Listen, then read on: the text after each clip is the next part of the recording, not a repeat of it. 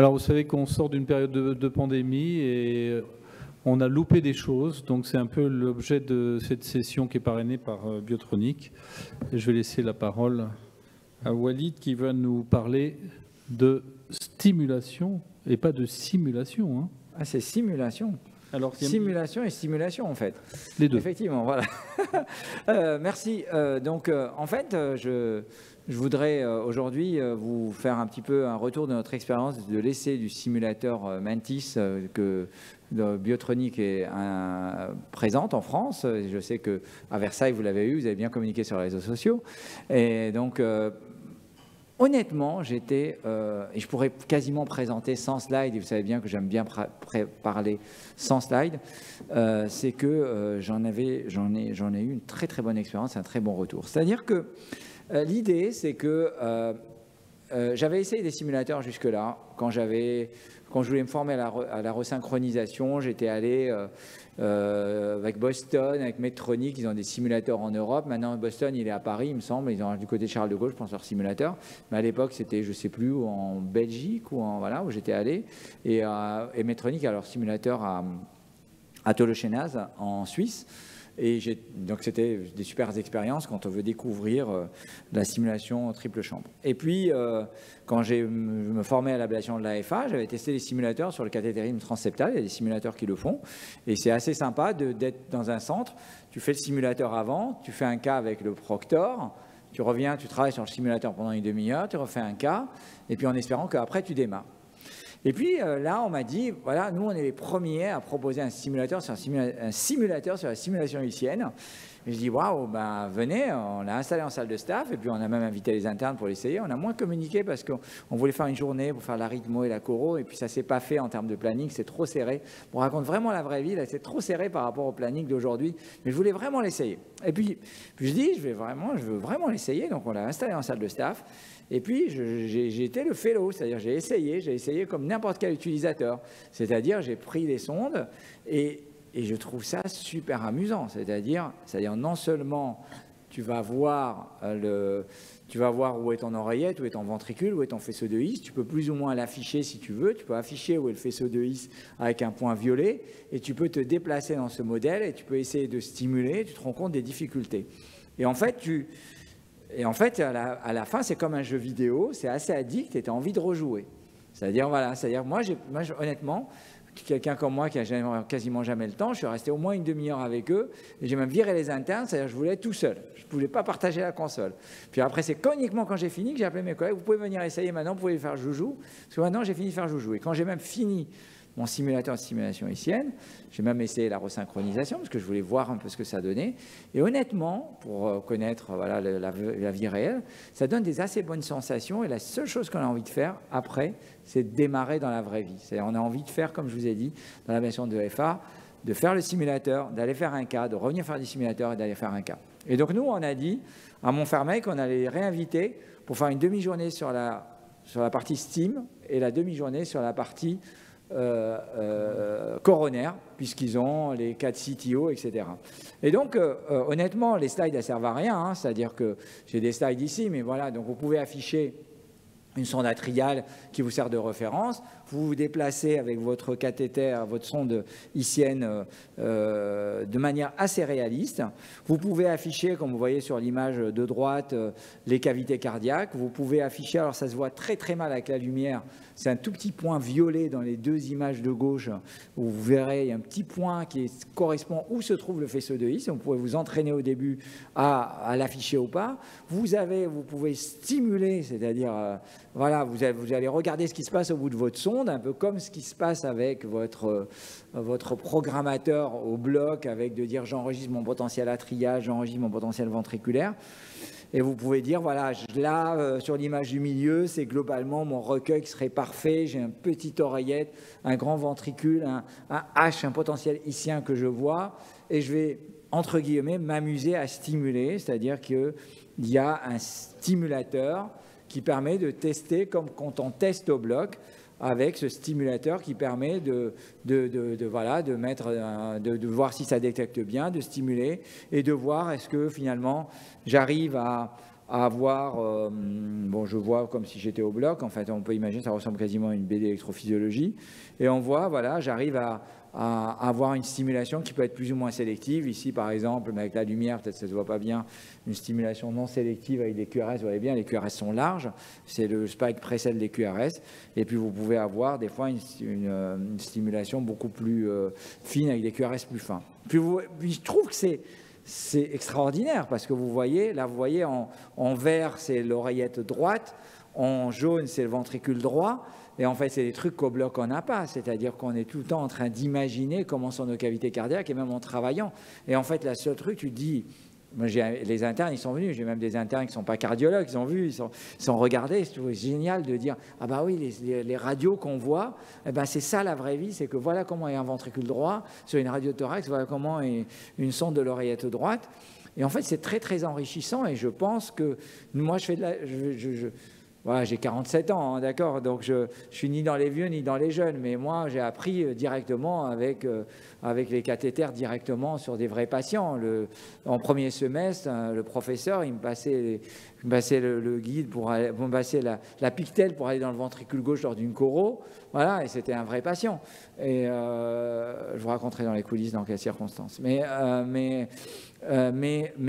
voilà, mais je pense qu'aujourd'hui, c'est génial d'avoir de la simulation parce que ça permet de mieux visualiser ce qu'on fait, et c'est vrai que c'est assez addictif et qu'on a envie d'en faire plus. On a envie, là vous voyez, vous pouvez afficher votre sonde ICN comme si vous aviez, vous voyez la sonde qui vient d'en bas, c'est la sonde comme si vous mettiez une sonde d'électrophie pour essayer de vous aider à vous positionner.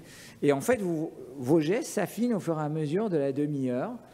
Et vraiment, moi je dis, la prochaine simulation ici, si je pouvais, j'aurais le simulateur et je repasserais de l'un à l'autre. Et j'aimerais bien faire mes premières procédures comme ça et faire des séances dédiées avec les jeunes. Et donc c'est un petit peu ça l'objet de ma présentation d'aujourd'hui. Vous voyez, elle est assez courte, mais qui traduit un peu mon expérience.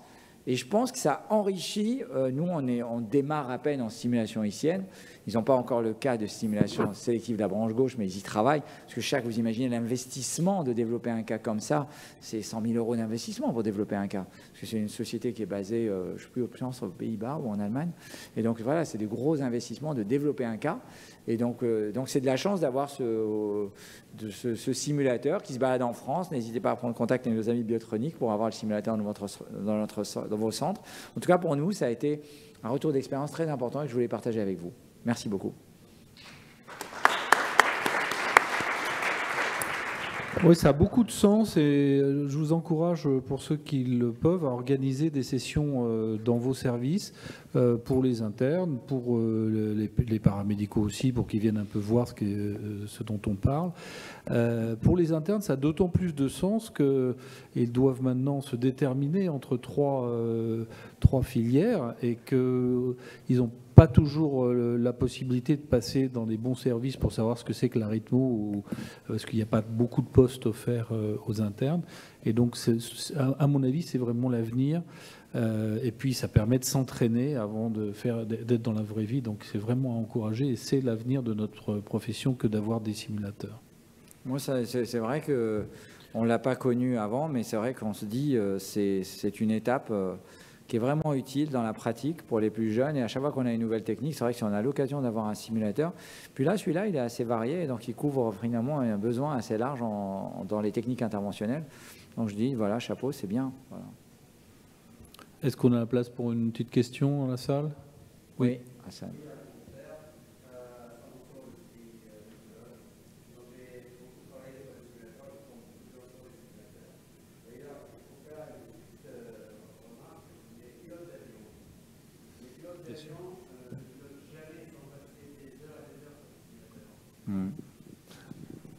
Ouais. Donc, les pilotes d'avion, c'est impossible qu'ils prennent les manettes, les commandes, sont passés des heures et des heures sur des simulateurs. Alors que nous, on donne à nos jeunes, on dit, allez, implante la sonde, fais ceci, regarde ce que je fais et fais la même chose sur un vivant. Je pense que l'avenir, c'est la simulation. Il faut faire de la simulation, et ça, je suis convaincu dans tout. Et personnellement, je fais ça depuis plus de 20 ans. Il y en a qui me reconnaissent ici. Donc, je suis convaincu que c'est l'avenir. Oui, même dans la gestion des situations d'urgence, les réanimateurs, ils s'entraînent à faire de la simulation, pour, je ne sais pas, même l'hémorragie du postpartum ou pour l'urgence médicale, l'arrêt cardiaque, avec des simulateurs. Donc pareil pour les simulateurs en interventionnel, oui, bien sûr. Régulièrement, oui. Et moi, honnêtement, j'ai trouvé que les gestes étaient très précis. Et finalement, à un moment donné, tu oublies presque que tu es devant le simulateur et tu t'imagines en train de faire ton geste.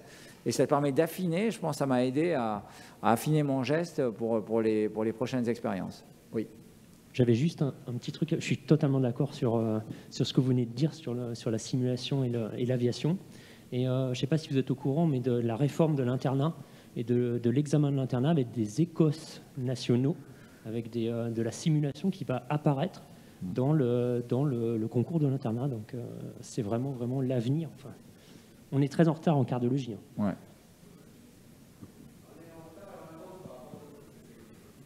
Oui, voilà.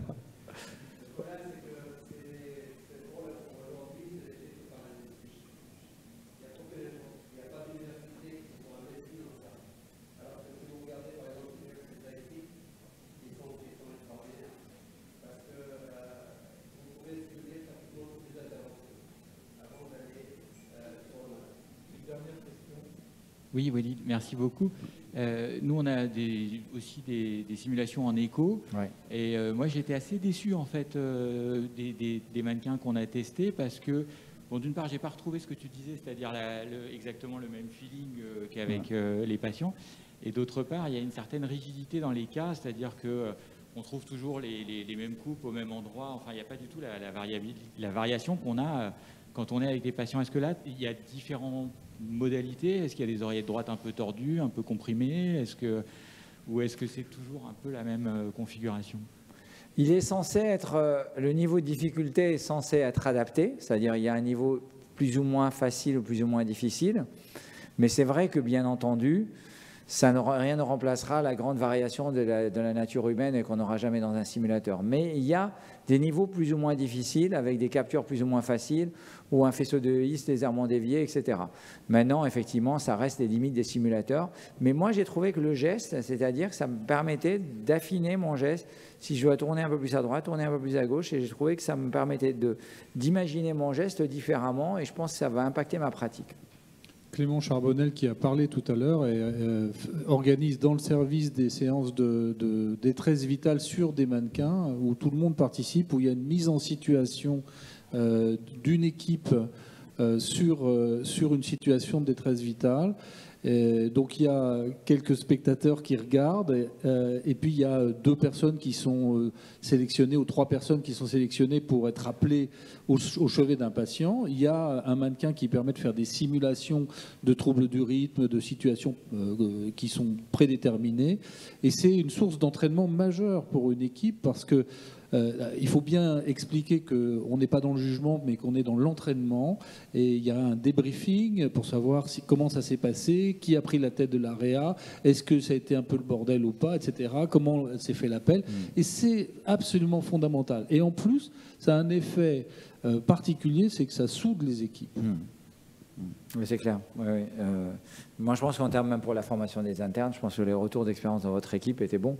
Et on voit bien que voilà, le fait d'avoir fait une journée dédiée que vous avez faite, par exemple, les gens sont contents. C'est vrai que surtout dans cette période Covid, on parle du Covid, donc obligatoirement, le fait d'organiser des formations sur place et que les gens peuvent venir en temps choisi, c'est très bien. Bon, donc c'est moi qui invite l'orateur suivant. Alors vous allez m'apprendre quelque chose. Julien Adjège de Nice va sûrement m'apprendre quelque chose parce que je connaissais la FFR, mais je ne sais pas ce que c'est la QFR, donc il va sûrement m'apprendre des choses. C'est écrit la QFR ou la FFR 2.0, donc je vais apprendre des choses, je pense. Ah, Julien, je ne sais pas s'il est là. Julien est parti. Il est reparti. Est-ce qu'on peut enchaîner avec Géraldine en attendant? Peut-être qu'on le retrouve alors. Donc Géraldine va nous parler de quoi neuf dans l'hystémie. On est sûr de retrouver Julia. Géraldine Gibaud-Gentil de Versailles qui va nous parler de quoi neuf dans l'hystémie. Là au moins ça me parle un peu plus.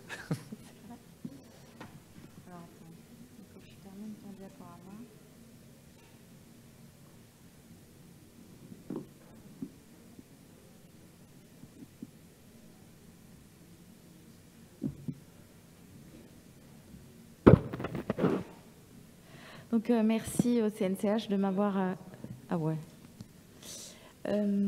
merci au CNCH et à Biotronic de m'avoir invité pour vous parler de ce qu'il y a de nouveau dans la prise en charge des STEMI en 2021 et ce que nous a masqué la pandémie.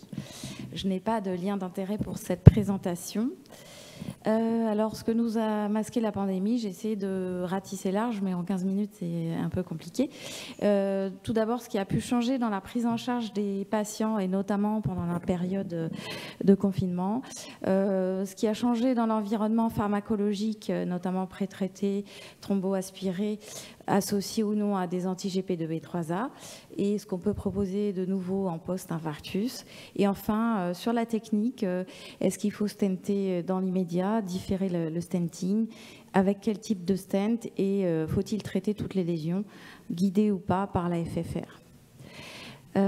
Pendant la période de confinement, enfin suite à la période de confinement, il y a une étude française, enfin un registre français qui s'appelle MODIF, qui a été publié dans les archives, qui a concerné 6300 patients sur 65 centres, avec 150 investigateurs, et la nouveauté c'était qu'il y avait des seniors et des juniors, sur la prise en charge des patients STEMI.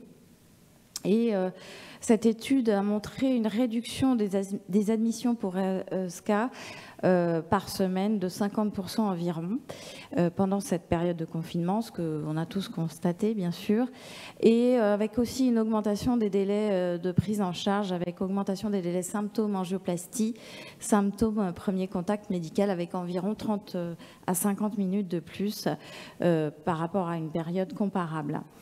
De là découlent des complications mécaniques qui étaient évidemment plus nombreuses du fait des délais de prise en charge.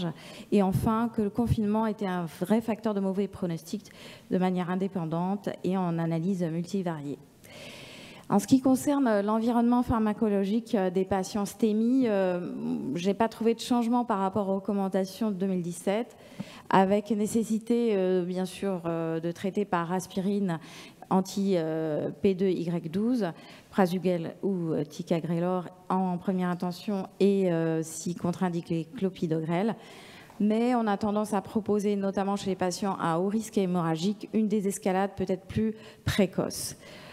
Pas de place plus importante au cangrelor IV si le parentéral est impossible chez certains patients, et l'héparine non fractionnée est toujours en première intention. Voilà. Ensuite, en ce qui concerne la thrombolyse, il n'y a pas de changement. On transfère en choro les SCA, ST+, s'ils sont de moins de 12 heures. Et bien sûr, si le délai pour l'angioplastie est inférieur à 120 minutes. La technique d'angioplastie, alors la thromboaspiration, comme vous le savez, depuis 2017, la recommandation, c'est plutôt non. Et après un enthousiasme initial et un engouement que j'ai partagé, en tout cas, les essais contrôlés et les méta-analyses ont réduit ces espoirs. Mais je pense qu'en pratique, finalement, la thromboaspiration a toute sa place, et je pense que mes collègues seront d'accord pour le dire, notamment si la charge thrombotique est importante. S'il n'y a pas de flux après le passage d'un guide, s'il n'y a toujours pas de flux après le passage d'un petit ballon, et associé ou non aux anti-GP2B3A en IV ou en intracoronaire, la reco est de 2B toujours. En ce qui concerne le stenting différé, l'aventure après Mimi peut continuer, je pense, et à toute sa place. En tout cas, il faut y réfléchir. Il y a une méta-analyse qui a été publiée en 2017 sur 3 études randomisées et 7 observationnelles, et qui montre quand même qu'il y a moins d'anomalies de flux après, avec un stenting différé. Moins d'événements périprocéduraux. Il faut peut-être réserver cette technique aux ruptures de plaques authentiques, au flux TIMI 3 avec une grosse charge thrombotique. Ça reste à déterminer. Le stent tenu, je pense qu'on peut passer très vite parce qu'il n'est plus recommandé.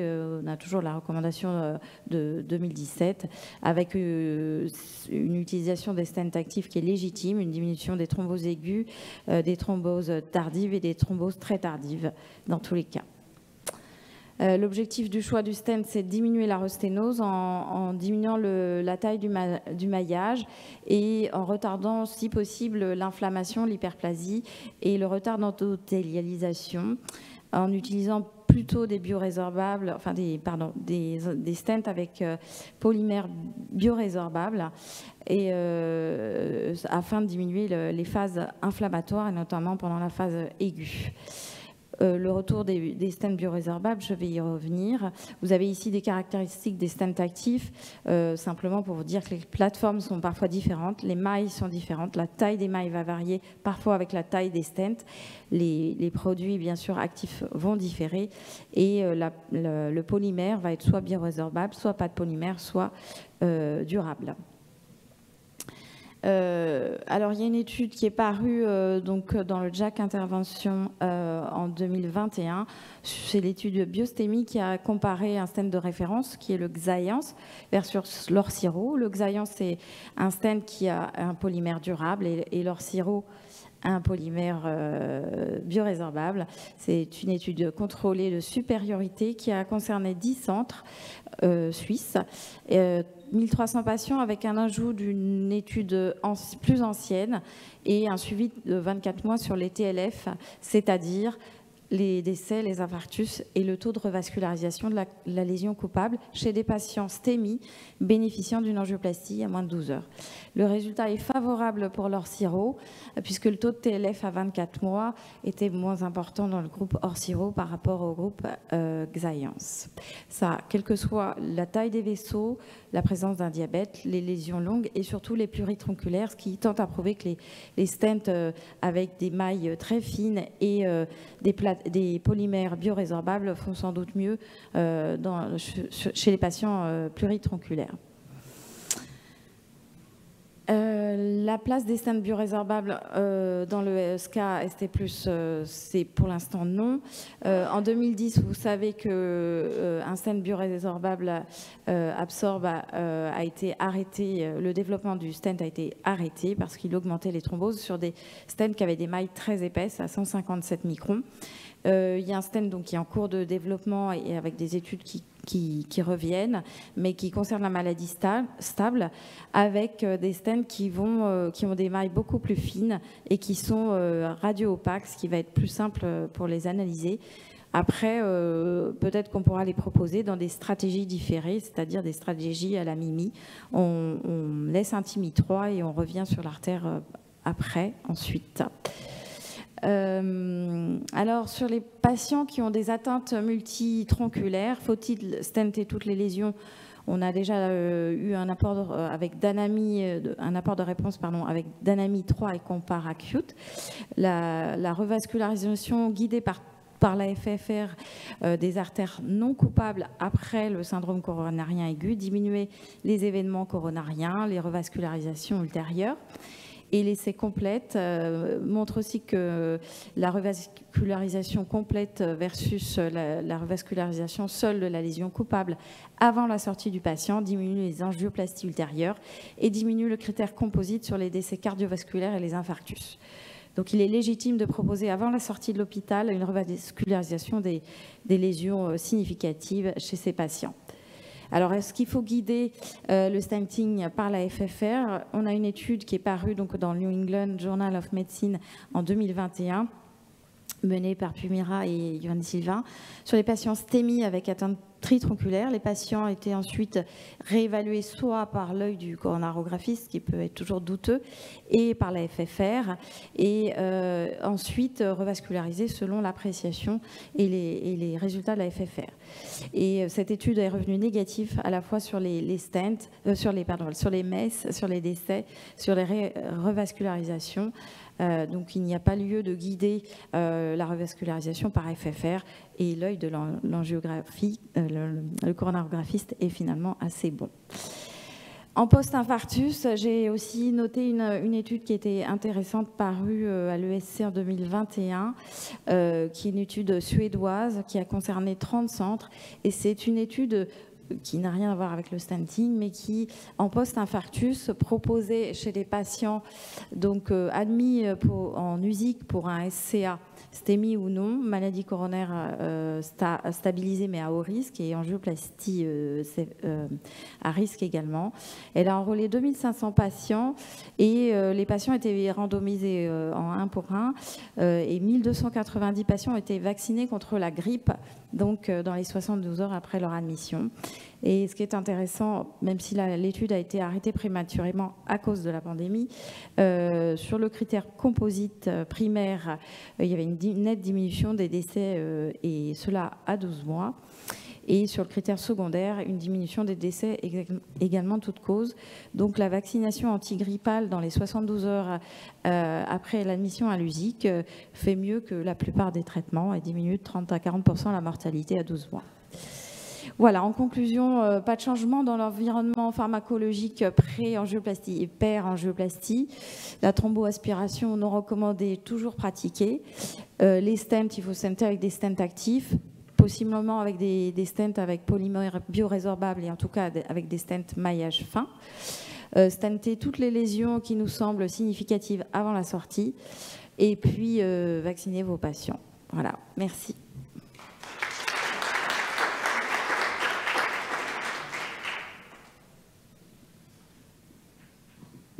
Entouré, hein. Tu as été un peu plus loin, Géraldine, sur cette étude vaccinatoire là. Non, je suis allée à Stockholm le week-end dernier, c'est pour ça. Je plaisante. Bon. Des questions dans la salle?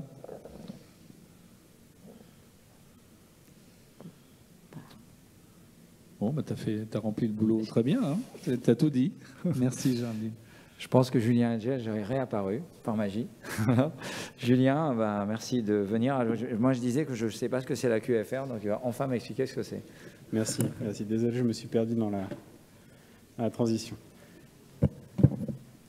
Donc, on va parler d'une nouvelle modalité de FFR. Donc, je pense que la FFR, tout le monde connaît.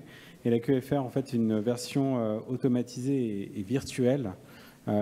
Et donc, du côté virtuel informatique, on l'appelle FFR 2.0, c'est un peu le point d'interrogation. Et je vais essayer de répondre à cette question. Je n'ai pas d'autres conflits d'intérêt à part être consultant pour Abbott et Biotronic. Ce sont mes conflits d'intérêt. L'idée, c'est de savoir si cette coronaire droite a besoin d'une revascularisation ou non. On voit cette lésion intermédiaire. On sait d'emblée que l'estimation visuelle, que le QCA n'est pas très bon pour déterminer si cette lésion a besoin d'une réparation ou pas. Largement acquis maintenant qu'on doit faire une FFR face à une lésion intermédiaire. Cette lésion physiologique, cette évaluation physiologique répond FFR 0,85, donc il faut laisser sous traitement médical. Ça, c'est quelque chose qui a été largement apporté par la physiologie coronaire et adopté. Et maintenant, il y a des nouvelles solutions. Alors, je réponds à Walid. Quelle est la façon de faire? Eh ben, je vous montre en vidéo un petit peu comment ça se passe. C'est chronométré. Vous voyez, ça ne va pas être extrêmement long. On prend cette coronaire droite qui ressemble à la lésion qui a été vue précédemment. On sélectionne deux vues qui sont comparables, orthogonales, à 25 degrés d'écart, on va dire. On dit à l'ordinateur quels sont les points qui sont les mêmes pour que les deux images puissent se superposer. On choisit le chemin de l'artère à analyser. Donc vous voyez, il y a un peu de manipulation humaine, mais pas énormément. On vérifie le contour, on corrige s'il y a des erreurs de contour. Donc là, on n'est que à 30 secondes. Et on a l'arbre 3D coronaire qui se dessine, enfin l'arbre 3D, le vaisseau coronaire en 3D. On choisit le diamètre de référence, puis on applique un diamètre de flux, une équation, un algorithme du flux. C'est immédiat, c'est sur un ordinateur standard. Et vous avez votre réponse ici avec une QFR qui cette fois-ci est significative, avec une évaluation à 0,78. Vous voyez un diamètre de sténose à 49%, pour vous dire à quel point c'est... le diamètre de la sténose n'est pas corrélé avec l'impact hémodynamique. Et vous avez aussi la longueur de la lésion, vous avez 28 mm. Et donc, ça peut même vous aider comme un outil d'angioplastie. Et toute l'analyse a fait 1 minute, ce qui est, dans la réalité, à peu près ce que l'on voit en pratique courante. Nous, on a cette solution depuis quelques années maintenant, et c'est ce qu'on a habituellement. Donc, c'est un outil qui est assez utile. Je vais vous parler des FFR virtuels, donc 2.0. Alors, pour rappel, la FFR, c'est le PD sur PA. en hyperémie maximale. Donc ça nécessite un guide de pression, de l'injection de drogue. Et la FFR virtuelle, c'est l'utilisation d'un algorithme avec une reconstruction 3D du vaisseau. Et de là, vous pouvez faire de façon assez largement une FFR virtuelle avec différentes modalités. Vous allez avoir dans l'algorithme de flux la reconstruction 3D du vaisseau, plus dans l'algorithme va être pris en compte ce qui va à l'intérieur, ce qui s'appelle l'inlet, une modélisation du shear stress pour voir comment les globules rouges voyagent au travers de ce vaisseau qui est remodelé, et puis après à la sortie de haute-latte avec la microcirculation. Et de là, vous avez tout ce qui est l'algorithme qui entre en jeu avec cette reconstruction 3D. Et donc, vous avez la FFR virtuelle un peu à toutes les sauces. Vous pouvez l'avoir à l'image endocoronaire, vous pouvez l'avoir au QFR en angiographie ou FFR angio, qui est une autre technique, mais qui est de moins développée, ou avec un CT, avec le FFR CT. Alors, pourquoi c'est important de montrer ça? C'est qu'en fait, ça marche au départ par un QCIA 3D. À partir de 2 vues, on peut modéliser un QCIA 3D, ce qui était extrêmement important, c'était de se dire, est-ce que ce QCIA 3D, il est fiable? Est-ce qu'il est valable dans les modèles? Alors là, il y a eu énormément de travail qui a été fait dans cette publication. C'est vraiment une très belle publication. Comparé à l'OCT, comparé à l'IVUS, vu que l'OCT marche mieux en termes de modélisation de l'arbre coronaire, eh bien, on a une meilleure corrélation. L'IVUS, un peu moins bien. Mais en tout cas, ce qu'on peut dire, c'est que ces 2 vues angiographiques, sans rien d'autre, donnent un arbre coronaire 3D ou un vaisseau en coronaire 3D qui est fiable. Et du coup, l'algorithme, il devient très fiable. La vue d'ensemble, c'est celle-ci, vous l'avez déjà vu précédemment. Vous avez donc du coup des diamètres de référence qui vous sont fournis, qui correspondent au diamètre de référence du vaisseau. Vous avez la lésion minimale, le diamètre de la sténose, vous avez la valeur de la QFR qui était à 0,76 dans ce cas, et vous avez aussi la zone à traiter. Donc moi je dirais ici, donc c'est une longueur de 10 mm, donc il faudrait un stent de 3,0, un peu plus que 10 mm pour pouvoir traiter cette lésion et arriver à la fin à un QFR résiduel à 1. Donc c'est une aide à l'angioplastie, une planification de l'angioplastie. En plus de ça, vous avez la vue angiographique optimale pour faire votre angioplastie. Donc c'est un outil qui est assez utile pour votre angioplastie en pratique quotidienne. Alors je vais vous parler plutôt d'études cliniques pour ne pas rentrer dans le détail de cette QFR, mais plutôt vous parler de la saga FAVOR. Ce sont les études qui ont été princeps par rapport à la QFR. Donc la première étape a été, on avait participé à ce protocole-là, qui était de faire dans FAVOR 1, de dire est-ce qu'on a besoin d'adénosine ou pas. C'était un long voyage pour savoir est-ce qu'il fallait l'adénosine ou pas l'adénosine. C'est pour ça que vous avez plusieurs modalités. Vous avez le F pour l'IV, le C pour le contraste sans adénosine et le A pour avec adénosine. Et on voit en fait qu'en rose, c'est le diamètre de la sténose qui donne une mauvaise corrélation. Et en fait, on voit aussi qu'en rouge, le contraste QFR marche le mieux. Et du coup, on a abandonné les autres techniques qui étaient de rajouter en plus un médicament hyperémiant. Donc, grosso modo, une coronarographie diagnostique avec 2 vues, ça permet de faire une QFR à condition qu'elle soit de bonne qualité, avec un cathéter diagnostique. FAVOR 2, China, elle a été un peu plus loin, c'est-à-dire c'était la 2e étape de la saga FAVOR. C'était 308 patients, et sur ces 308 patients, on voulait savoir si c'était bien corrélé. Et la corrélation est très bonne. Vous voyez ici dans les courbes ROC que la QFR versus la FFR marche très bien. Et donc, vous avez une très bonne corrélation par rapport au QFR, par rapport à la FFR comme un gold standard. Et plus récemment, alors là, j'ai pris les slides du TCT de 2021, donc ça vient de paraître. FAVOR 3 qui continue la saga. Et là, ça a été un design qui a été encore plus important parce que là, on passait de 78 à 300 patients, là, on est à 3830. Et 3830 patients randomisés 1 pour 1, quasiment 2000 patients dans le bras angiographie guidée. Donc, c'est l'angioplastie guidée par l'angiographie, donc ce qui est fait dans la majorité des cas partout dans le monde. Et l'angiographie et l'angioplastie guidée par la QFR, avec le cutoff qui est le même que la FFR. En dessous de 0,8, on traite. En dessus de 0,8, on laisse un traitement médical. Et je vous montre les résultats parce que les résultats sont extrêmement impressionnants. En termes d'angioplastie, on a moins d'angioplastie dans le bras QFR. On a 90% versus 99%. C'est normal parce que c'est une intention de traiter. Donc, c'était l'un des paramètres de l'inclusion. Moins de stents implantés. Alors, en termes de produits de contraste, c'est sensiblement similaire, même si c'est sensiblement similaire. En temps de fluoroscopie, pareil, temps de procédure, on parle de quelques minutes de différence, mais on gagne du temps en fait avec la QFR, et succès d'angioplastie qui était le même. Les résultats cliniques qui sont impressionnants, comme je vous le disais, ça, ce sont les MACE, avec un énorme écart entre les MACE, et vous voyez que les MACE apparaissent d'emblée. Pourquoi? Parce qu'il y avait dans le protocole l'infarctus périprocédural, donc la troponine post-angioplastie immédiate. Et donc cet événement clinique MACE a été un peu critiqué, donc ils ont demandé des sous-études, des sous-analyses. Et donc du coup, ce sont les MACE sans les troponines après la procédure. Et donc là, vous voyez que quand même, avec ces MACE sans les infarctus périprocéduraux, on a une différence qui est significative entre les deux, entre le bras. Angioplastie guidée par l'angiographie et angioplastie guidée par le QFR. On va un peu plus loin dans les non-procédurales émail et dans la revascularisation complémentaire, dans le suivi à 12 mois. Et ben, on a encore des différences qui sont significatives, tout en faveur du QFR guidé par l'angioplastie.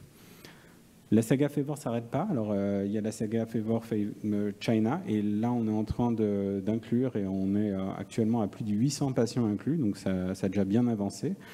L'étude FAVOR 3 Europe-Japon. Et cette étude, elle est importante parce qu'elle a fait le même design que IFR Sweetheart, qui est en fait de randomiser les patients entre un bras FFR, un bras QFR.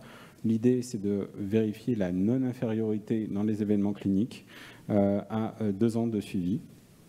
Et donc ça, c'est l'étude qui va être, qui est en cours et qui va nous amener plus de réponses plus tard sur l'utilisation de la QFR. En conclusion, la QFR, c'est vraiment une FFR 2.0. Je vais laisser pas mal de temps pour qu'on puisse un peu plus discuter par rapport à ça. Je pense qu'il y aura des questions. C'est une étude qui est simplifiée de la physiologie coronaire, comme je vous l'ai montré sur la vidéo, ça dure 1 minute. C'est un outil qui est largement plus disponible que l'outil de la FFR. Pourquoi? Parce que vous n'avez pas besoin de guide, vous n'avez pas besoin de drogue, vous pouvez utiliser la QFR de façon rétrospective, donc un infarctus à 3 heures du matin. Vous pouvez faire les angiographies, puis le lendemain, vous pouvez faire l'analyse.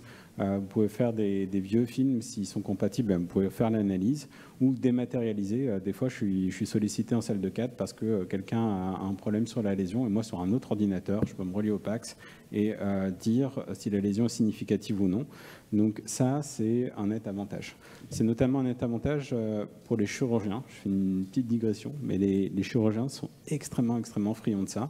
Pourquoi? Parce que dans les pontages, quand il y a 3-4 lésions à traiter, donc 3-4 pontages à faire parfois, les chirurgiens ils sont assez sensibles parce qu'ils ne veulent pas que leur pontage se bouche, ils ne veulent pas que leur chirurgie elle traîne trop longtemps parce que c'est du temps de CEC, c'est des infarctus périprocéduraux aussi, et c'est aussi des cicatrices en plus pour le patient parce qu'à partir de plus de 2 pontages, il y a des cicatrices au niveau du mollet, on est obligé de prendre les SAFEN et ainsi de suite. Donc on arrive sur un outil qui est extrêmement pratique en pratique quotidienne. Je veux dire qu'il y a de plus en plus de demandes, nous, dans le centre, pour des analyses de QFR, y compris des gens d'autres centres qui parfois nous amènent leurs films pour qu'on puisse les évaluer. Des données cliniques qui sont convaincantes, je pense vous les avoir montrées, et un outil qui est complémentaire, qui est de plus en plus indispensable, mais je pense qu'il sera aux côtés de la FFR parce que ça ne va pas pouvoir donner les réponses partout. Je ne pense pas qu'on va abandonner la FFR, qu'il n'y en aura plus besoin, mais on aura vraiment ce panel où on pourra faire quasiment du 100% exploration physiologique coronaire en salle de 4 entre la FFR et la QFR. Je vous remercie.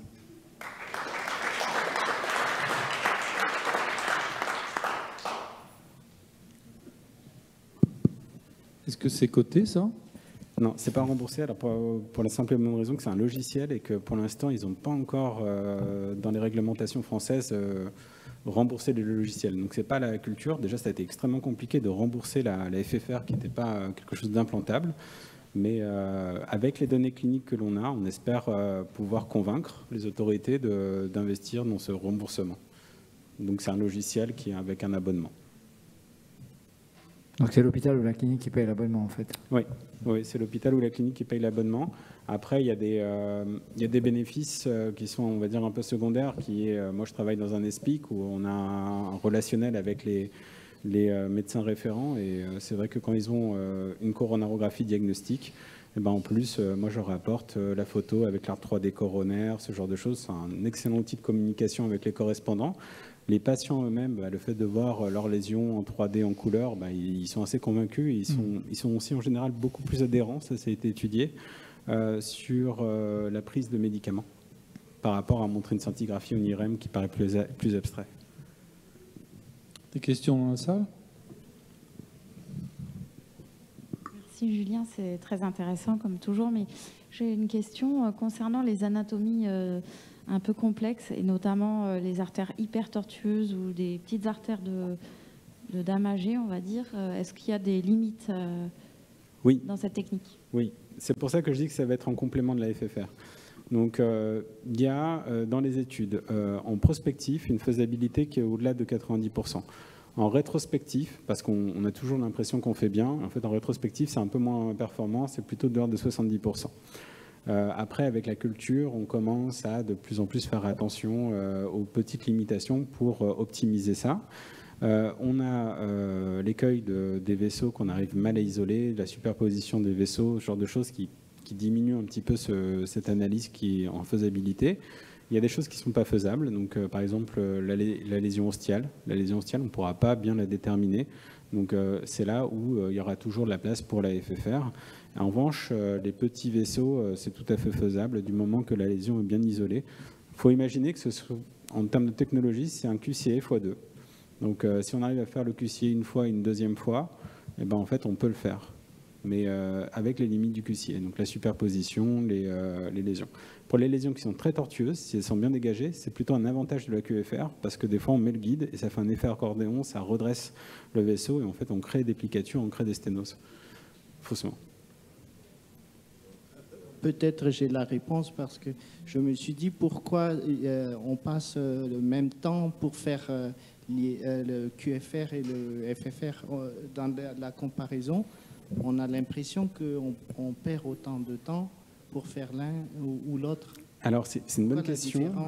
Là, l'étude Favor 3 de China n'a pas comparé la FFR avec la QFR. Elle a comparé la FFR avec l'angiographie seule. Je n'ai pas les détails de l'étude, je n'ai pas vraiment tout le détail pour savoir si ce qui a été pris en compte dans le calcul, c'est le temps plus angioplastie, plus qu'il y a un petit peu moins d'angioplastie, mais en tout cas, grosso modo, il y a moins de temps passé avec le bras QFR que dans le bras angiographie.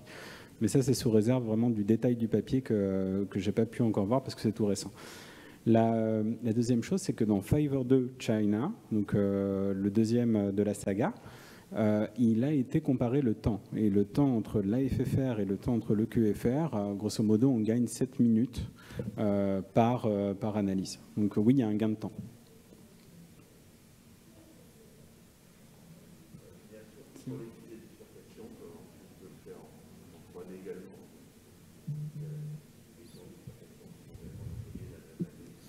Alors ça, c'est une excellente question. Alors, une des limites, c'est uniquement les lésions de bifurcation Medina 1-1-1, qui perturbent un peu l'algorithme. Et donc, ils sont en train de travailler, mais ce n'est pas de l'ordre de l'actualité, d'avoir un QFR dédié pour ces bifurcations-là. Je sais qu'ils ont un peu de difficulté pour les Medina 1-1-1. Celle-ci, c'est un peu plus difficile. Pour les autres types de bifurcation, c'est tout à fait faisable. En fait, on choisit le diamètre de référence qu'on va analyser comme vaisseau et on arrive à estimer ça. En revanche, c'est un excellent outil pour les lésions étagées. Les lésions en série, ça, ils arrivent à très bien déterminer pour les lésions diffuses. Très bien. Merci à tous les intervenants pour leur présentation. Merci à Biotronic d'avoir supporté cette session. Et on a une dizaine de minutes avant de reprendre, donc profitez-en. La reprise se fera dans l'amphi AB, le Sympo sur insuffisance cardiaque diabète de type 2.